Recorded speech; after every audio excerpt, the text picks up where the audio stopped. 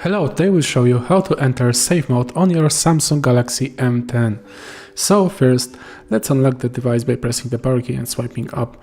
Now, press and hold the power key and select restart. Once you see the device is being restarted, start holding the volume down button. So restart once again, and once it starts starting, now I will hold the volume down key for all of the time until the device starts.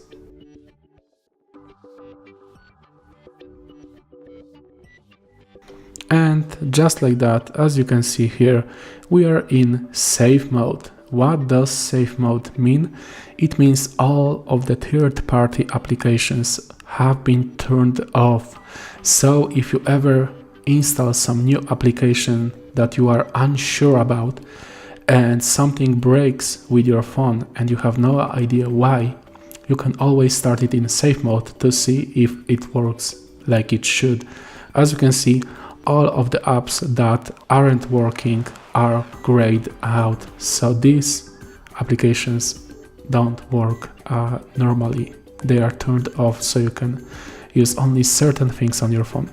Of course, if you select the power key and restart like normal, your phone will restart to its normal everyday use. So no worries about that. I really hope this video helped you, and if it did, please leave a like and subscribe.